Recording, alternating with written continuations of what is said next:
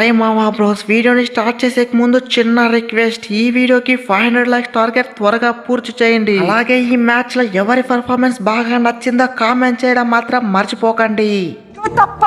राजमाता हमारे शंख फूंक दो।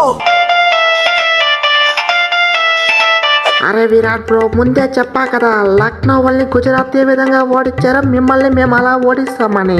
అరే చూసారు కదా, టాస్ గెలిచిన ఏం ప్రయోజనం లేకుండా పోయింది.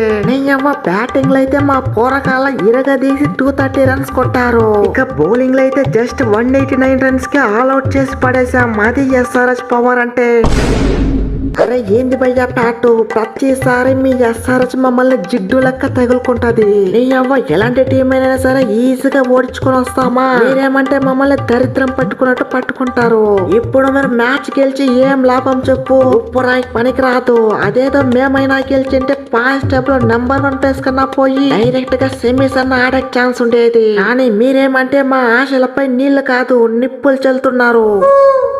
అరే విరాట్ బ్రో, అట్లుంటుంది మరి ఎస్ఆర్ఎస్ తో కథ మొత్తం. అరే ఈ పాకిస్తాన్ వారు ముందే వచ్చింటే ఇవాళకి మంచి ఫామ్ లోకి వచ్చే వాళ్ళము, ప్లే ఆఫ్స్ లో అడుగు పెట్టే ఛాన్స్ అయినా ఉండేది.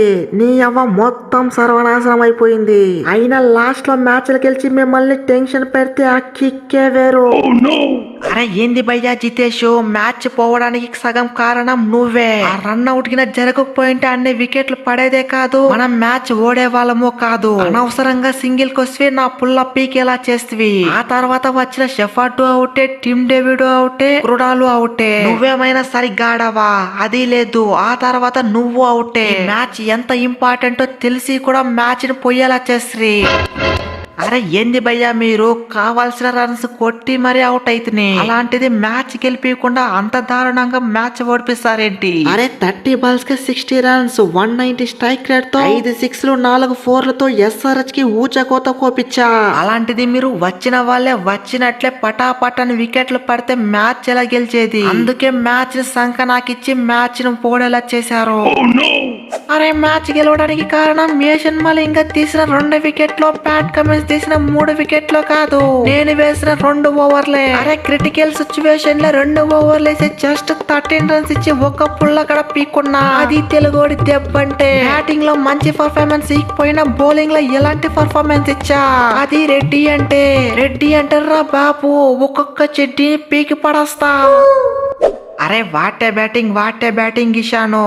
ఫస్ట్ మ్యాచ్ లో అంత మంచి పర్ఫార్మెన్స్ ఇచ్చాక ఈ మ్యాచ్ లోనే మంచి పర్ఫార్మెన్స్ ఇచ్చింది. అరే 48 బాల్స్ లో 94 రన్స్, 5 సిక్స్లు 7 4లు, మొత్తం 200 స్ట్రైక్ రేట్ తో ఇరగా తీసేసావు.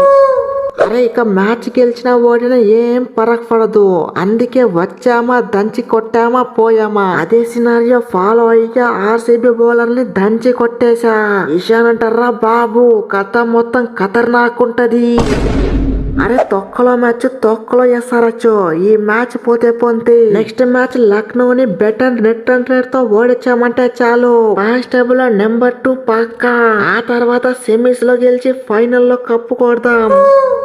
అరే విరాట్, నెక్స్ట్ మ్యాచ్ లక్నోతో మ్యాచ్ ఉంది. పాయింట్స్ టేబుల్ లో నెంబర్ 1 ప్లేస్ ఉన్న జీటీని ఇక్కడ లక్నోనే ఓడించింది. జర చూసాడు రీ, వాళ్ళు కూడా మాలక్క మెంటల్ నా కొడుకులు. ఏ టైంలో ఎలా ఆడతారో వాళ్ళకే తెలియదు. ఆ తర్వాత మీ పని మాత్రం గోవిందా. అరే లక్నో అన్నారా అని వాళ్ళమ్మ మోగడన్నారా అని. నెక్స్ట్ మ్యాచ్ లక్నోతో మ్యాచ్ గెలుస్తున్నాం, టాప్ 2 ప్లేస్ ఫిక్స్ చేసుకుంటా. ఆర్సీబీ అంటారా బాబు, కథ మొత్తం ఖతర్నాకుంటది. అదరా నాన్న, వీడియో నచ్చితే వీడియోని గట్టిగా లైక్ చేయరా, అలాగే సబ్స్క్రైబ్ చేయడం మాత్రం మర్చిపోకరా నాన్న. మళ్ళీ ఇంకొక వీడియోలో కలుసుకుందాం రా, అంతవరకు టాటారా నాన్న.